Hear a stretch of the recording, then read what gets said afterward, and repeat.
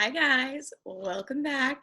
We are going to be reading together today, and then I don't give you a lot of details on the assignment because there's some big things that happen in the reading today, and I don't want to give it away. So let's go ahead and get my screen shared with you guys, and let's get started. So today we're starting with chapters 33, and by the end, you guys are going to have read all the way through chapters 39. Man, we are getting through this book so fast. And like I said earlier, I'm not going to give away too much because we're going to be reading a lot's happening.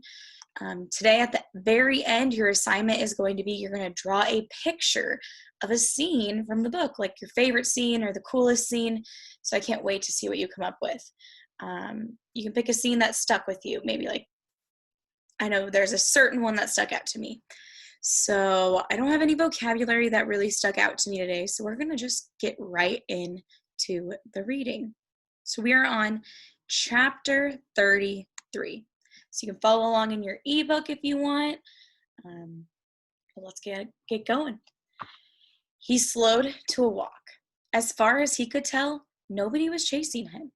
He could hear voices coming from back by the truck, but couldn't make out the words.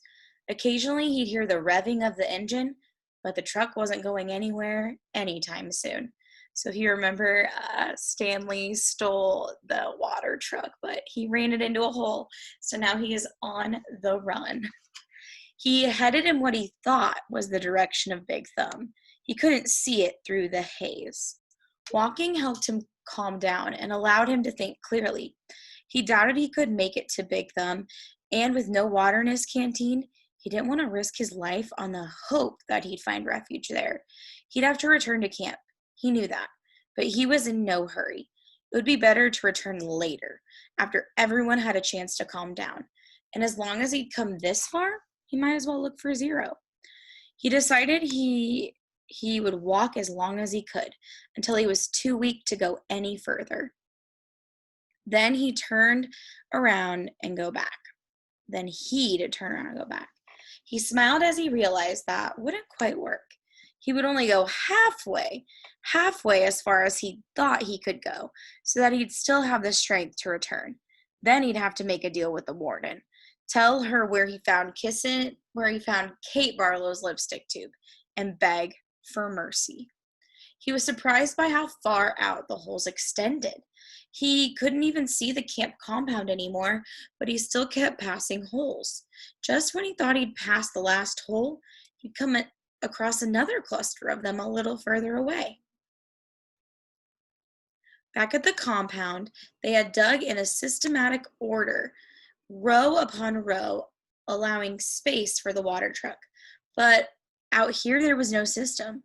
It was as if every once in a while, in a fit of frustration, the warden would just pick a spot at random and say, what, ooh, that's a bad word, what the blank, dig here. It was like trying to guess the winning number in a lottery. Stanley found himself looking down into each hole he passed. He didn't admit to himself what he was looking for. After more than an hour had gone by, he thought he'd seen the last hole. But then off to the left, he saw another cluster of him. He didn't actually see the holes. He saw the mounds of dirt that surrounded them.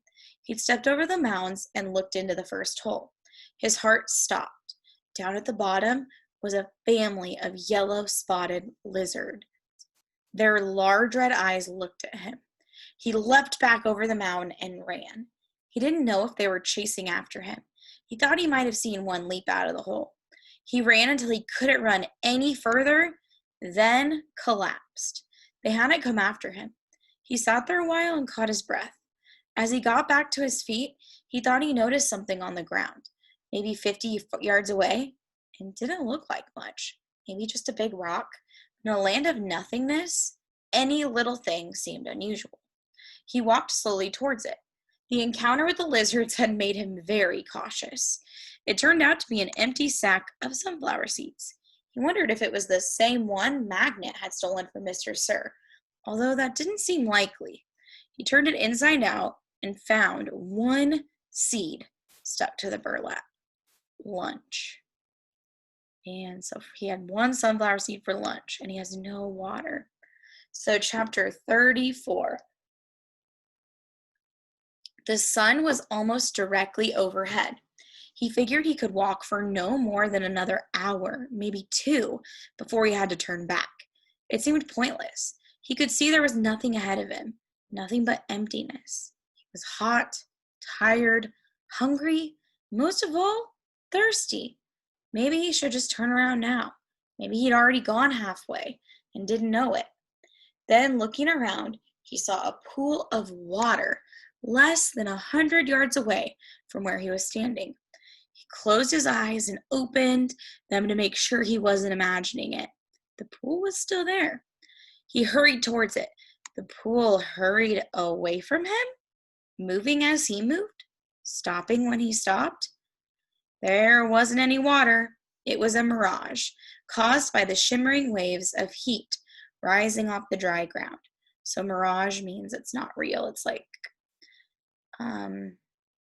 you're seeing it, but it's not there. It's kind of like a ghost.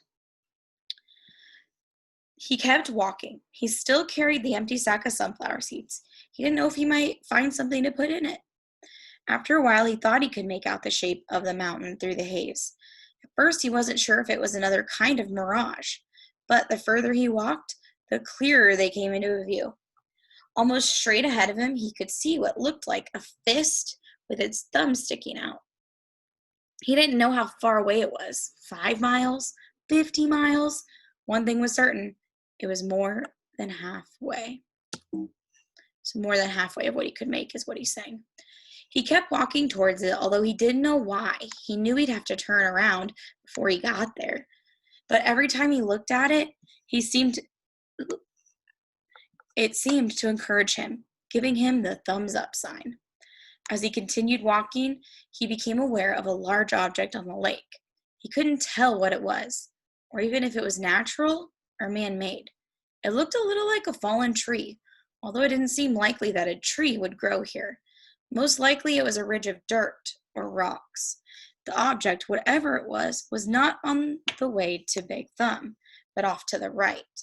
He tried to decide whether to go to it or continue towards Big Thumb, or maybe just turn around. There was no point in heading towards Big Thumb, he decided. He would never make it. For all he knew, it was like chasing the moon, but he could make it to the mysterious object. He changed directions. He doubted it was anything, but the fact that there was something in the middle of all this nothing made it hard for him to pass up. He decided to make the object his halfway point, and he hoped he hadn't already gone too far. So he's scared about whether he can make it back or not. He laughed to himself when he saw what it was. It was a boat, or part of a boat anyway. It struck him as funny to see a boat in the middle of this dry and barren wasteland. But after all, he realized this was once a lake. The boat lay upside down, half buried in the dirt. Someone may have drowned here, he thought grimly, at the same spot where he could very well die of thirst.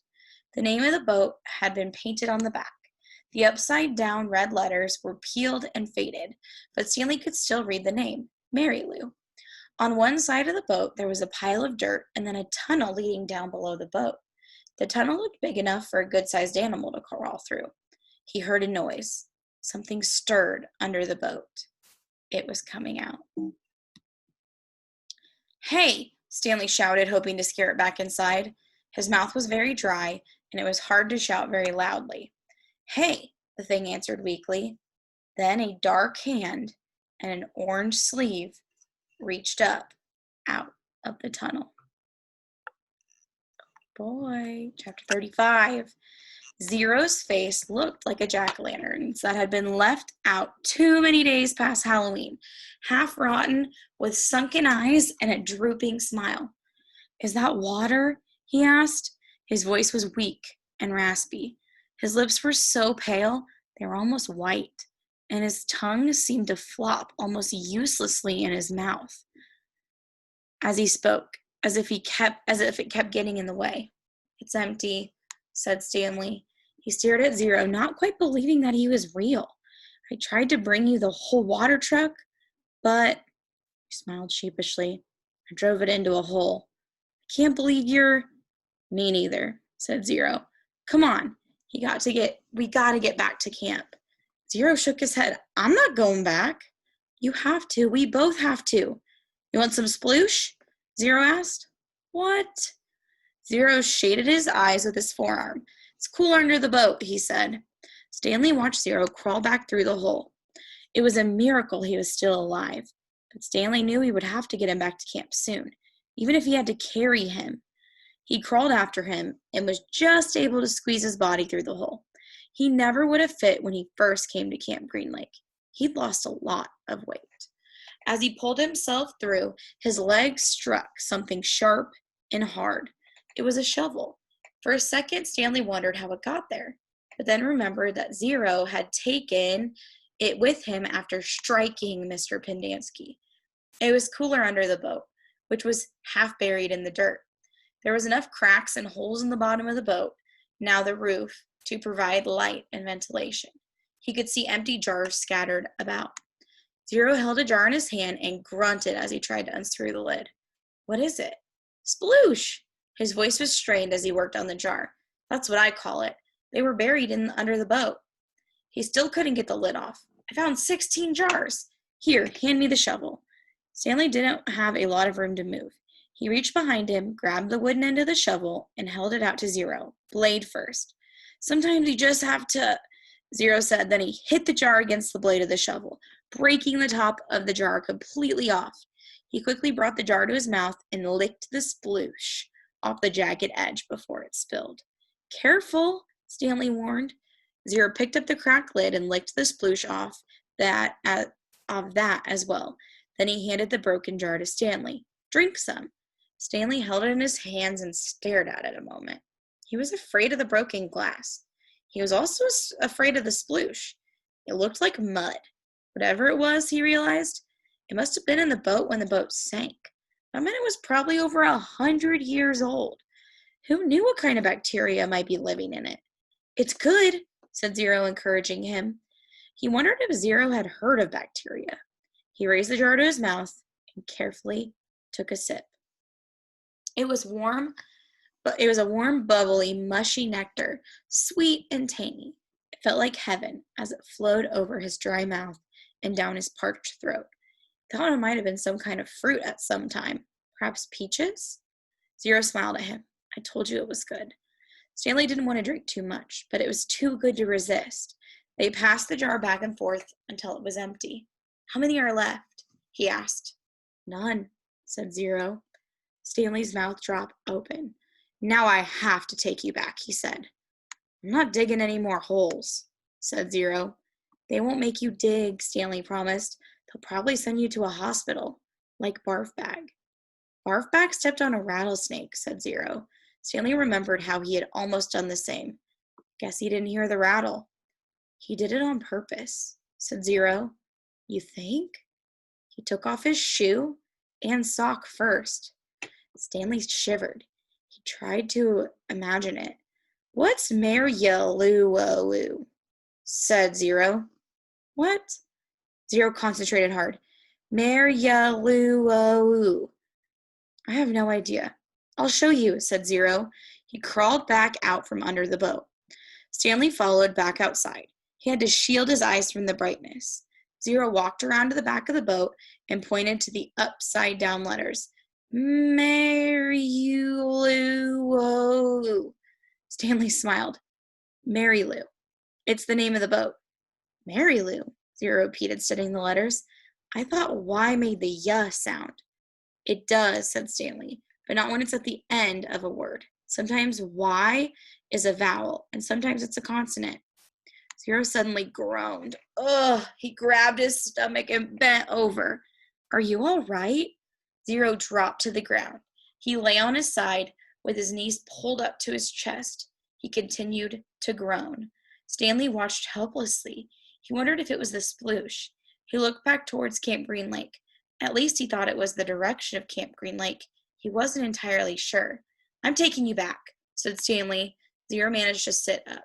He took several deep breaths. Look, I got a plan so you won't get in trouble, Stanley assured him. Remember when I found the gold tube? Remember, I gave it to X-Ray and the warden went crazy making us dig where she thought X-Ray found it. I think if I tell the warden where I really found it, I think she'll let us off. I'm not going back, said Zero. You've got nowhere else to go, said Stanley. Zero said nothing. You'll die out here, said Stanley. Ben will die out here. Stanley didn't know what to do. He had come to rescue Zero, and instead drank the last of his sploosh. He looked off into the distance. I want you to look at something. I'm not. I just want you to look at the mountain up there. See the one that has something sticking up out of it? Yeah, I think. What does it look like to you? Does it look like anything? Zero said nothing.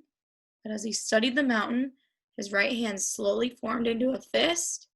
He raised his thumb. His eyes went from the mountain to his hand, then back up to the mountain. Oh my gosh, guys. So you're going to see what Stanley and Zero are up to. You're going to read the next 3 chapters. It's about 15 pages. And then you're going to go on Seesaw and draw a picture of a scene from the reading today, whichever scene you want. It could be one that I read to you. It could be one that you read without me. Can't wait to see what you do. Make sure you get that done today, and I will get it checked out. And I can't wait to see what you do. Have a great rest of your day. Bye, guys.